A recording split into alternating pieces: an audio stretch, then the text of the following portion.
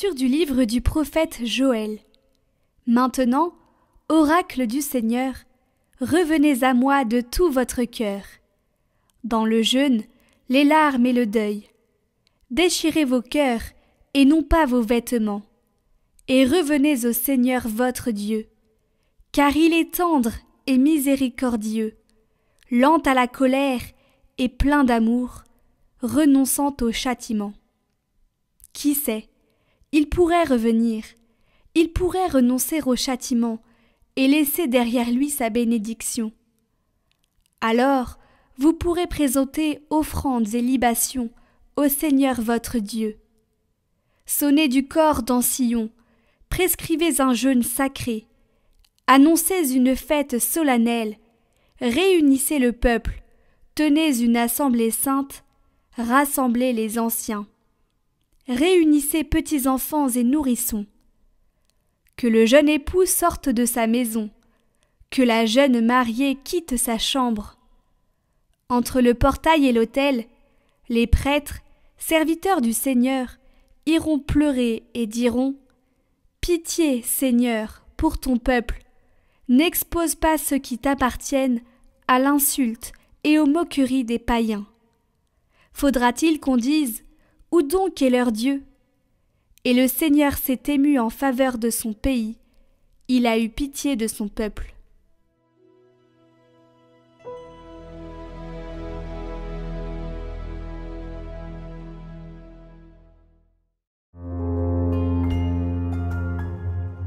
Pitié, Seigneur, car nous avons péché.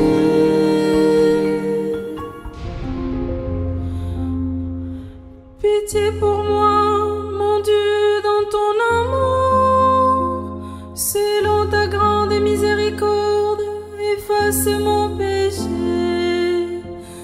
Lavez-moi tout entière de ma faute, purifie-moi de mon offense. Oui, je connais mon péché, ma faute est toujours devant moi. Contre toi et toi seul j'ai péché. Ce qui est mal à tes yeux, je l'ai fait. Crée en moi un cœur pur, oh mon Dieu. Renouvelle et raffermis au fond de moi mon esprit. Ne me chasse pas loin de ta face, ne me reprends pas ton Esprit Saint. Rends-moi la joie d'être sauvé, que l'Esprit généreux me soutienne. Seigneur, ouvre mes lèvres, et ma bouche annoncera ta louange. Pitié, Seigneur, car nous avons péché.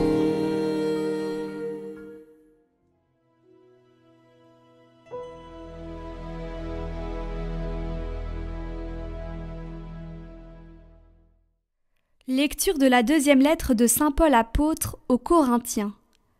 Frères, nous sommes les ambassadeurs du Christ, et par nous, c'est Dieu lui-même qui lance un appel. Nous vous le demandons au nom du Christ, laissez-vous réconcilier avec Dieu. Celui qui n'a pas connu le péché, Dieu l'a pour nous identifié au péché, afin qu'en lui nous devenions justes de la justice même de Dieu. En tant que coopérateurs de Dieu, nous vous exhortons encore à ne pas laisser sans effet la grâce reçue de lui.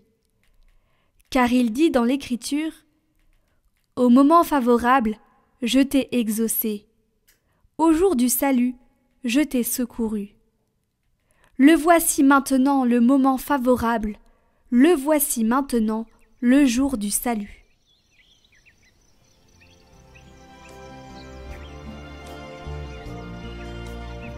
Évangile de Jésus-Christ selon saint Matthieu.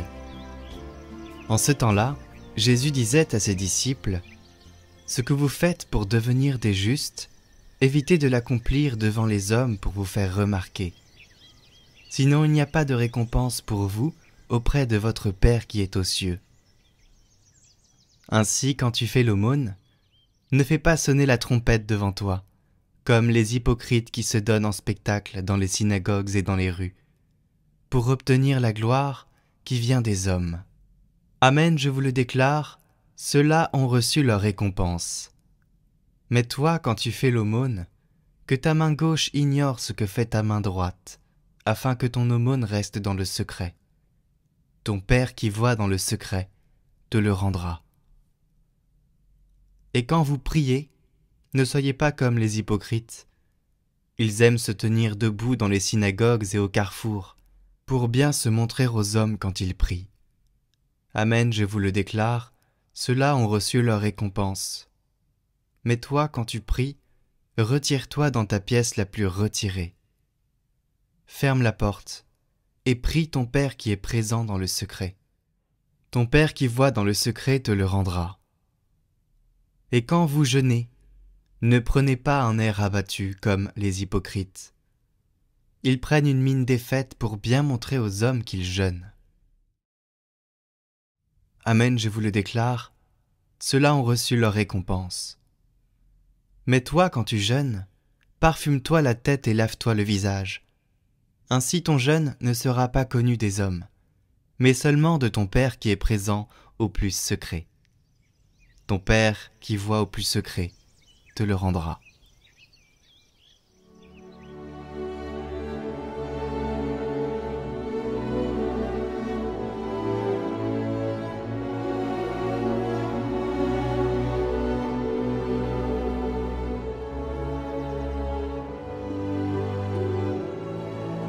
Chers amis de Catoglade, à l'instant où je vous parle, beaucoup d'entre vous ont déjà reçu sur leur front les cendres bénies, tandis que d'autres les recevront au cours de cette sainte journée avec la formule suivante. Souviens-toi que tu es poussière et que tu retourneras en poussière. C'est par ce rite très ancien, mais aussi quelque peu insolite, que nous entrons en carême. D'où nous vient ce rite que nous utilisons une seule fois par an. Tout comme le rite de l'onction, ce rite des cendres nous vient du judaïsme, au moins du IXe siècle avant Jésus-Christ. C'est un rite de pénitence et de deuil. D'ailleurs, l'Ancien Testament évoque de nombreuses fois ce geste. On le trouve dans le livre d'Esther, de Jonas, chez les prophètes Isaïe, Ézéchiel, Jérémie, ou encore dans le livre de Job. Dans tous ces cas-là, le fait de s'asseoir sur des cendres ou de s'en mettre sur la tête revient à dire que nous sommes pécheurs, que nous nous humilions à cause de notre péché. Bien souvent, ce rite était accompagné d'un jeûne pour implorer le pardon et la faveur de Dieu. Dans l'Antiquité chrétienne, ce rite était réservé aux pécheurs publics, qui assumaient ainsi devant tous une pénitence publique. Et ce n'est qu'au XIe siècle que Rome l'étend à tous les fidèles de l'Église. Depuis ce temps-là, l'imposition des cendres nous rappelle ainsi notre finitude et notre qualité de pécheur. Elle nous redit que le péché nous conduit à la mort et nous ouvre à une attitude d'humilité pour implorer le pardon de Dieu. Ah bien sûr, il n'a échappé à personne, en entendant l'évangile de ce jour, que le temps du carême dans lequel nous entrons aujourd'hui est un temps de retour à Dieu. Nous savons bien effectivement que le retour à Dieu est de l'ordre d'un combat, car il est toujours plus facile de se détourner de Dieu que de revenir vers lui, qui plus est bien sûr dans une société sécularisée ou déchristianisée, comme le sont la plupart de nos sociétés. Et les textes que nous entendons parlent bien de combat. Je vous relis d'ailleurs le début de la collecte de cette messe. Accorde-nous, Seigneur, de savoir commencer saintement, par une journée de jeûne, notre entraînement au combat spirituel. La chance que nous avons, c'est que ce combat pour revenir à Dieu, nous allons le vivre tous ensemble, en nous aidant les uns les autres. Ah oui, chers amis de Catoglade, n'oublions jamais, N'oublions jamais que l'Église nous porte, que personne ne vit pour lui personnellement ce temps de carême. Si nous sommes unis malheureusement les uns aux autres dans le péché, nous le sommes fort heureusement et magnifiquement aussi, cette fois, dans le mystère de la rédemption.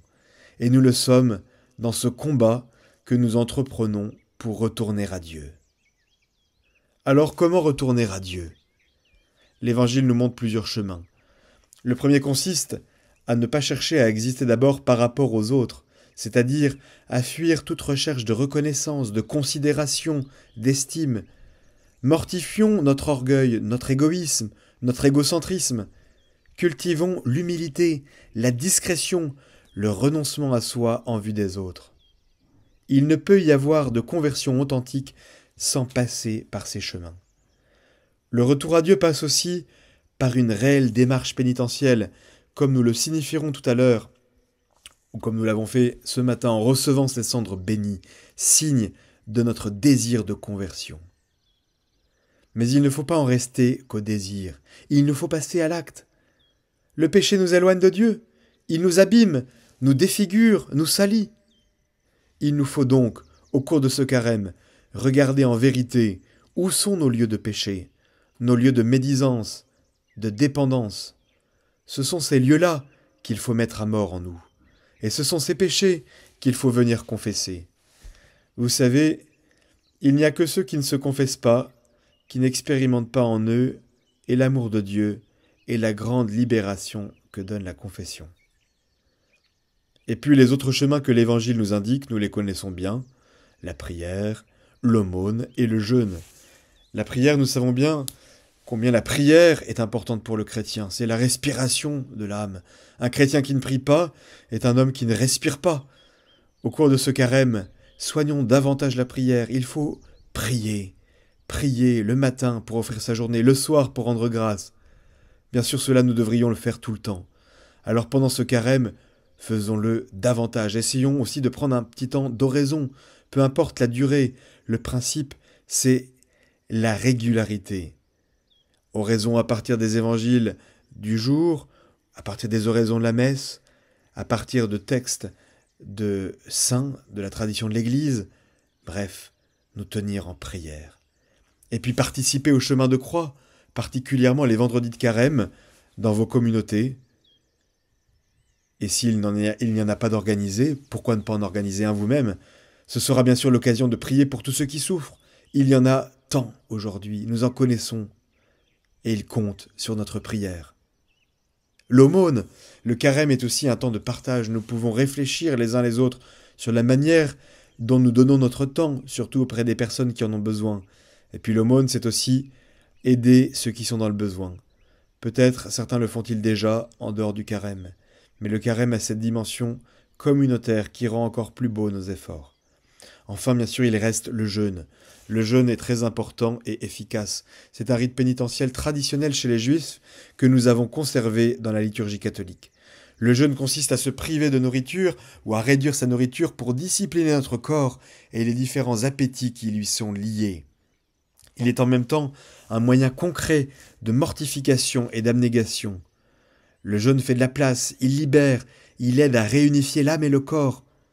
J'en profite bien sûr pour vous rappeler les exigences de l'Église dans son code de droit canonique qui rappelle qu'il y a 2 journées de jeûne, celui que nous vivons aujourd'hui, le mercredi des cendres, et le vendredi saint. C'est au canon 1251. Bien sûr, nous savons aussi que les vendredis de carême, et nous pouvons bien sûr le faire aussi tous les vendredis de l'année, l'Église demande de faire abstinence de matière grasse et de viande. Ces normes, les soucis de santé les font bien sûr tomber pour ceux qui ont des soucis de santé. Elles sont valables donc pour ceux qui ont entre 18 ans et jusqu'à 60 ans, comme le dit le canon 1252. Vous voyez, on peut aussi faire un peu de droit canon avec ces prédications. Bref, chers amis de Catoglade, entrons tous ensemble dans ce saint temps de carême, en empruntant ces voies tracées dans l'Évangile, en nous soutenant de notre prière, pour pouvoir renaître tous ensemble en hommes nouveaux dans la sainte nuit de Pâques. C'est la grâce que je vous souhaite, que la bénédiction du Seigneur descende sur chacun, sur chacune d'entre vous, afin que vous viviez un saint et puissant carême. Que l'Esprit Saint vous éclaire. Amen.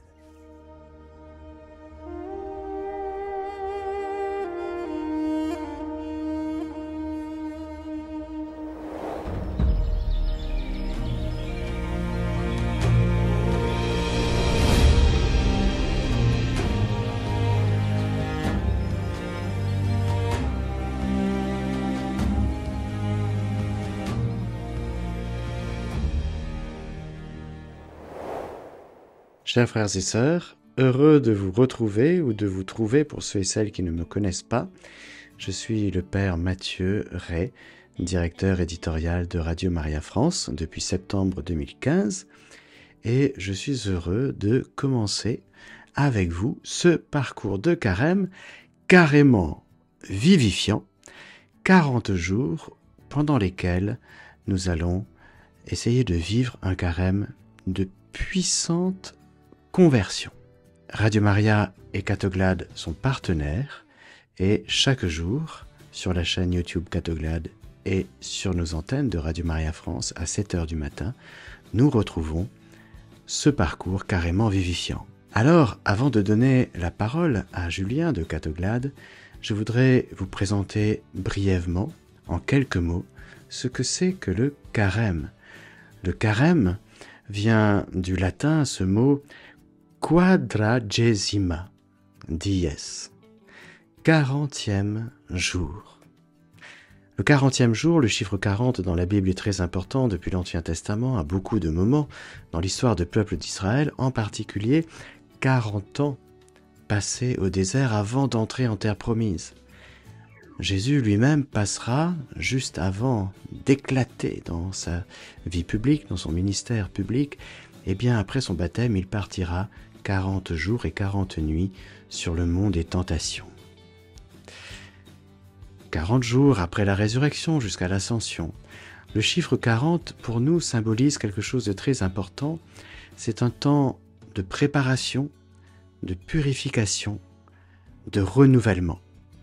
C'est pourquoi l'Église nous propose depuis maintenant plusieurs siècles, avec différentes formes qui ont varié au fil du temps, eh bien, elle nous propose de prendre ce temps avant Pâques, 40 jours avant Pâques, et nous ne comptons pas les dimanches, mais hormis les dimanches, il y a 40 jours pendant lesquels l'Église catholique nous propose de nous renouveler, de nous disposer pour que le Seigneur nous renouvelle. Car il est ressuscité, il est le grand victorieux dans notre vie, il nous donne sa grâce, il est fidèle, miséricordieux, puissant, juste, bon, mais, j'allais dire, qu'avons-nous fait de notre baptême ?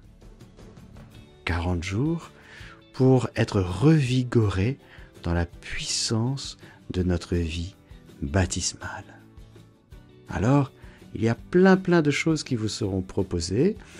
Il y a bien sûr la prière, la pénitence, le jeûne. Le jeûne est très important parce que c'est une manière pour nous, non pas de le vivre comme dans l'Ancien Testament, dans la Première Alliance, en attente de la venue du Sauveur, mais au contraire, de descendre davantage en profondeur, encore une fois, dans ce qui fait notre vie baptismale, dans son rapport à la nourriture. Est-ce que Dieu est vraiment notre nourriture, sa parole, sa volonté, l'Eucharistie? Voilà les 3 nourritures du croyant, de celui qui est espérant, de celui qui veut apprendre à aimer. Dieu donne tout à travers son Église, tous les moyens pour que nous soyons forts. La nourriture nous rend forts. C'est pourquoi nous jeûnons, c'est pour retrouver la force. Nous pouvons bien sûr jeûner de plein de choses, de télévision, de plein d'autres choses, de films. Tout ça pour retrouver la profondeur de notre cœur où le Père nous attend dans le secret. Alors, chers amis, chers frères et sœurs, je nous souhaite vraiment un très vivifiant carême, carrément vivifiant, et je vous dis, soyons saints. Soyons saints. Saints. Non mais est-ce que c'est même possible d'être saint ? Vous avez vu dans quel monde on vit? T'es qui toi avec ton auréole? Je suis toi, mais après le carême. Je comprends pas. Bah, parce que j'ai bien suivi le parcours tous les jours, j'ai écouté la parole de Dieu, j'ai été me confesser, j'ai fait aussi un sacrifice en arrêtant de regarder Netflix, alors que j'en avais vraiment envie. Bref, j'ai fait le carême, quoi. Et ça a marché. Et bah pourquoi tu crois que j'ai une auréole? Chers amis, bonjour. Je suis Julien de Catoglade. Je suis très heureux de vous introduire avec le père Mathieu de Radio Maria France ce parcours carrément vivifiant. De partout dans le monde, vous nous voyez, vous nous entendez, vous nous écoutez et nous souhaitons faire communion avec vous. Vous rejoindre là où vous êtes pour vous emmener là où Dieu vous attend. Là où est la vraie liberté. Pour cela, une indication toute simple pour ce carême. Mettons Jésus au centre de nos vies, en respirant avec l'Église par la méditation quotidienne de la parole. Ce qui vient de l'esprit de la parole de Dieu nous emmène doucement mais sûrement, fermement à travers nos soucis, nos péchés, nos défauts et nos attaches sur le chemin que Jésus a tracé pour nous. La parole enlève toutes les illusions du monde. Alors attachez-vous-y et à rien d'autre. Alors 40 jours, ça commence maintenant. Et demain, on reçoit pour le parcours de louange Glorious, que l'on ne vous présente plus, suivi par le père Alain Dumont qui a composé plusieurs chants de l'Emmanuel et qui a aussi écrit un livre sur la louange. Alors rendez-vous demain pour le commencement réel de ce parcours de carême. J'espère que cette petite présentation vous aura convaincu de le suivre chaque jour. Et surtout, soyons saints.